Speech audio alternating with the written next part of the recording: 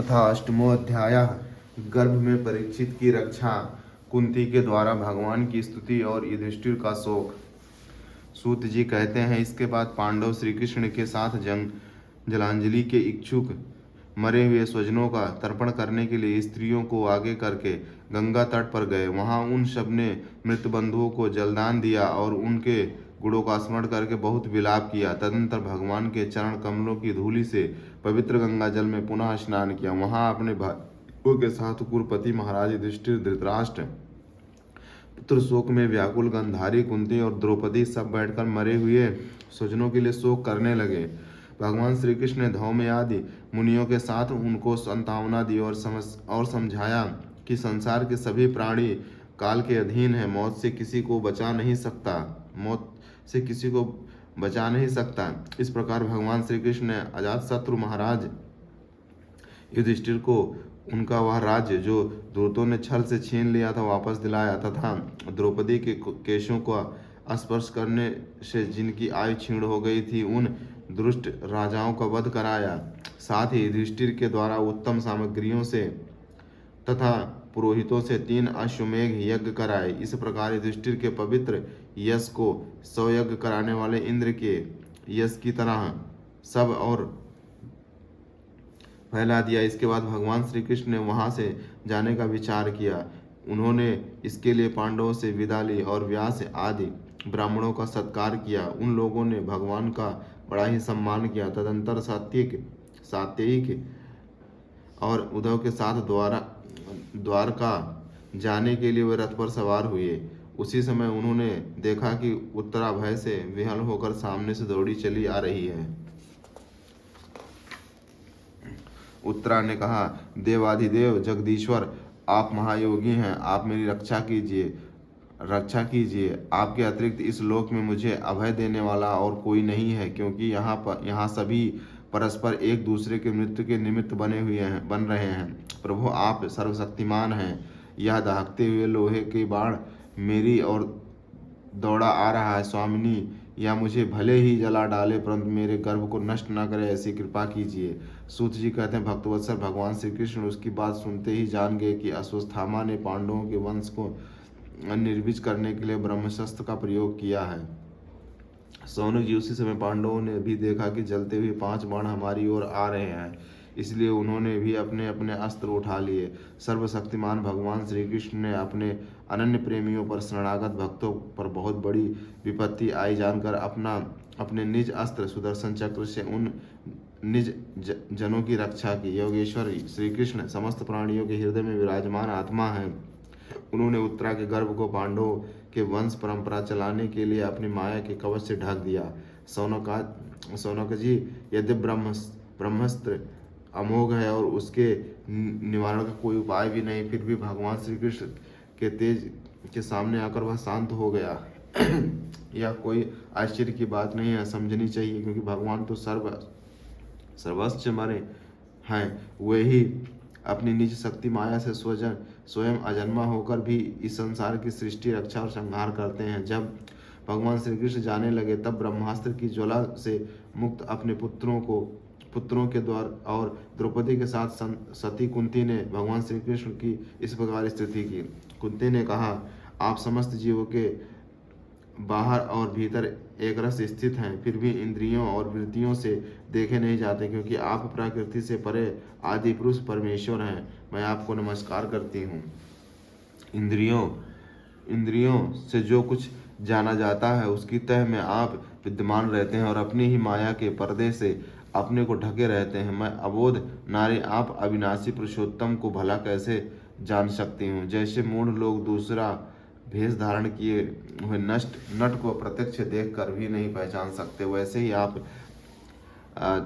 दिखते हुए भी नहीं दिखते। आप शुद्ध हृदय वाले विचारशील जीवन मुक्त परमहंसों के हृदय में अपनी प्रेममयी भक्ति का सृजन करने के लिए अवतीर्ण हुए हैं।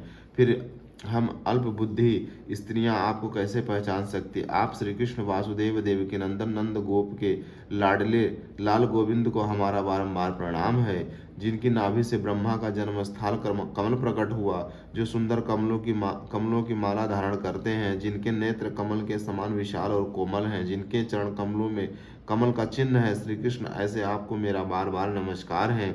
ऋषिकेश, जो आपने दुष्ट कंस के द्वारा कैद की हुई और चिरकाल से शोकग्रस्त देव की रक्षा की थी, वैसे ही अपुत्रों के साथ मेरी भी आपने बार बार विपत्तियों से रक्षा की है। आप ही हमारे स्वामी हैं, आप सर्वशक्तिमान हैं। श्री कृष्ण, कहाँ तक गिनाऊं। विश्व से लक्षागृह की भयानक आग से, हिडिंबा आदि राक्षसों की दृष्टि से, दुष्टों के दूत सभा से, वनवास की विपत्तियों से और अनेक बार युद्धों में अनेक महारथियों के शस्त्रों से और अभी अभी इस अस्वस्थामय के ब्रह्मास्त्र से भी आपने ही हमारी रक्षा की है। जगत गुरु, हमारे जीवन में सर्वदा पद पद पर विपत्तियां आती रहीं, क्योंकि विपत्तियों में ही निश्चित रूप से आपके दर्शन हुआ करते हैं और आपके दर्शन हो जाने पर जन्म मृत्यु के चक्कर में नहीं आना पड़ता। ऊंचे कुल में जन्म, ऐश्वर्य, विद्या और संपत्ति के कारण जिसका घमंड बढ़ रहा हुआ मनुष्य तो आपका नाम भी नहीं ले सकता, क्योंकि आप तो उन लोगों को दर्शन देते हैं जो अकिंचन हैं। आप निर्धनों के परम धन हैं। माया का प्रपंच आपका स्पर्श भी नहीं कर सकता। आप अपने आप में ही विहार करने वाले परम शांत स्वरूप हैं। आप ही कैवल्य मोक्ष के अधिपति हैं। आपको मैं बार बार नमस्कार करती हूँ। मैं आपकी अनादि अनंत सर्वव्यापक सबके नियंता काल रूप परमेश्वर समझती हूँ। संसार के समस्त पदार्थ और प्राणी आपसे टकराकर विस्मता के कारण परस्पर विरुद्ध हो रहे हैं, परंतु आप सबसे समान रूप से विचर रहे हैं। भगवान, आप जब मनुष्यों की सी लीला करते हैं तब आपका क्या करना चाहते हैं या कोई नहीं जानता। कोई नहीं जानता। आपका कभी कोई ना प्रिय है और ना अप्रिय। आपके संबंध में लोगों की बुद्धि ही विषम हुआ करती है।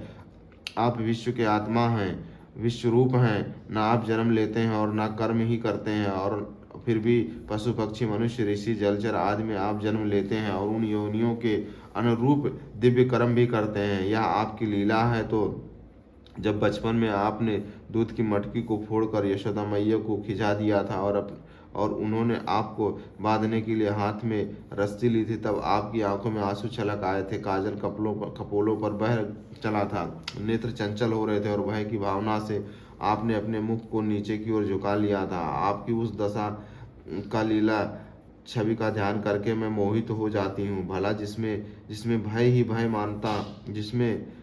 भय मानता है उसकी यह दशा जिससे भय ही भय मानता है उसकी यह दशा आपने अजन्मा होकर भी जन्म क्यों लिया है। इसका कारण बतलाते हुए कोई महापुरुष कहते हैं कि जैसे मलयाचल की कीर्ति का विस्तार करने के लिए उसमें चंदन प्रकट होता है, वैसे ही अपने प्रिय भक्तों का पुण्य श्लोक राजा यदु की कीर्ति का विस्तार करने के लिए ही आपने उनके वंश में अवतार ग्रहण किया है। दूसरे लोग यूँ कहते हैं कि वासुदेव और देवकी नंदन पूर्व जन्म में सुतपा और प्रश्नी के रूप में आपसे यही वरदान प्राप्त किया था, इसलिए आप अजन्मा होते हुए भी जगत कल्याण और दैत्यों के नाश के लिए उनके पुत्र बने हैं। कुछ और लोग ये कहते हैं कि यह पृथ्वी दैत्यों के अत्यंत भार से समुद्र में डूबते हुए जहाज की तरह डगमगा रही थी, पीड़ित हो रही थी। तब ब्रह्मा की प्रार्थना से उसका भार उतारने के लिए ही आप प्रकट हुए हैं। क्योंकि कोई महापुरुष कहते हैं कि जो लोग इस संसार में अज्ञान, कामना और कर्मों के बंधन में जकड़े हुए पीड़ित हो रहे हैं, उन लोगों के लिए श्रवण और स्मरण करने योग्य लीला करने के विचार से ही आपने अवतार ग्रहण किया। भक्तजन बार बार आपके चरित्र का श्रवण, गान, कीर्तन एवं स्मरण करके आनंदित होते रहते हैं। वे ही अविलंब आपके उस चरण कमल का दर्शन कर पाते हैं जो जन्म मृत्यु के प्रवाह को सदा के लिए रोक देता है।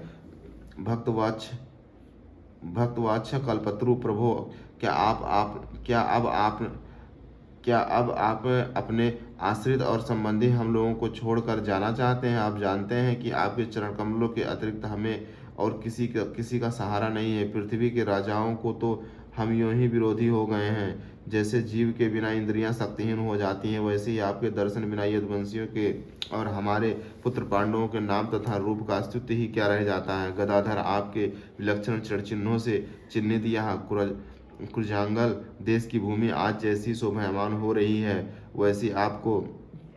वैसी आपके चले जाने के बाद ना रहेगी। आपकी दृष्टि के प्रभाव से ही यह देश पकी हुई फसल तथा लता वृक्षों से समृद्ध हो रहा है। ये वन, पर्वत, नदी और समुद्र भी आपकी दृष्टि से ही वृद्धि को प्राप्त हो रहे हैं। आप विश्व के स्वामी हैं, विश्व के आत्मा हैं और विश्व रूप हैं। यदुवंशियों और पांडवों में मेरी बड़ी ममता हो गई है।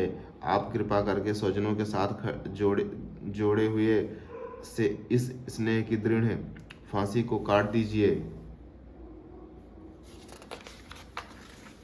श्री कृष्ण, जैसे गंगा की अखंड धारा समुद्र में गिरती रहती, वैसे ही मेरी बुद्धि किसी दूसरी ओर न जाकर आपसे ही निरंतर प्रेम करती रहे। श्री कृष्ण, अर्जुन के प्यारे सखा यदुवंशी शिरोमणि, आप पृथ्वी के भार रूप राजवेशधारी दैत्यों को जलाने के लिए अग्नि स्वरूप हैं। आपकी शक्ति अनंत है। गोविंद, आपका यह अवतार गौ ब्राह्मण और देवताओं का दुख मिटाने के लिए ही है। योगेश्वर, चराचर के गुरु भगवान, मैं आपको नमस्कार करती हूँ। सूत जी कहते हैं, इस प्रकार कुंती ने बड़े मधुर शब्दों में भगवान की अधिकांश लीलाओं का वर्णन किया। यह सब सुनकर भगवान श्री कृष्ण अपनी माया से उसे मोहित करते हुए मंद मंद मुस्कुराने लगे। उन्होंने कुंती से कह दिया, अच्छा ठीक है, और रथ के स्थान से वह हस्तिनापुर लौट आए। वहाँ कुंती और सुभद्रा आदि देवियों से विदा लेकर जब वो जाने लगे, तब राजा युधिष्ठिर ने बड़े प्रेम से उन्हें रोक लिया। राजा युधिष्ठिर को अपने भाई बंधुओं के मारे जाने का बड़ा शोक हो रहा था। भगवान की लीला का मर्म जानने वाले व्यास आदि महर्षियों और स्वयं अद्भुत चरित्र करने वाले भगवान श्री कृष्ण भी अनेकों इतिहास कहकर उनको समझाने की बहुत चेष्टा की, परंतु उन्हें संतावना ना मिली, उनका शोक ना मिटा। शौनक आदि ऋषियों, धर्मपुत्र राजा युधिष्ठिर को अपने स्वजनों के वध से बड़ी चिंता हुई।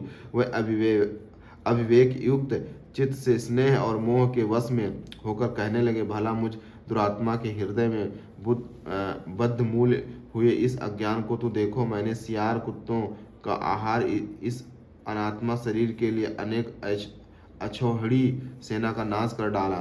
मैंने बालक, ब्राह्मण, संबंधी, मित्र, चाचा, ताऊ, भाई, बंधु और गुरुजनों से द्रोह किया। करोड़ों वर्षों से भी नरक से मेरा छुटकारा नहीं हो सकता। यद्यप शास्त्र का वचन है कि राजा यदि प्रजा का पालन करने के लिए धर्म, युद्ध और शत्रुओं को मारे तो उसे पाप नहीं लगता, फिर भी इससे मुझे संतोष नहीं होता। स्त्रियों के पति और भाई बंधुओं के मारने से उनका मेरे द्वारा यहाँ जो अपराध हुआ है, उसका मैं गृहस्थोचित यज्ञ या गादियों के द्वारा मार्जन करने में असमर्थ नहीं हूँ। जैसे कीचड़ में से गंदला जल स्वच्छ नहीं किया जा सकता, मंदिरा से मंदिरा की अपवित्रता नहीं मिटाई जा सकती, वैसे मदिरा से मदिरा की अपवित्रता नहीं मिटाई जा सकती, वैसे ही बहुत से हिंसा बहुल यज्ञों के द्वारा एक भी प्राणी की हत्या का प्रायश्चित नहीं किया जा सकता। इस श्रीमद्भागवते महापुराणे पारमहंस्यां साहित्यां प्रथम स्कंधे कुंती स्तुति युधिष्ठिरनुतापो नमाष्टमो अध्याय। जय श्री माधव, जय श्री माधव, जय जय श्री।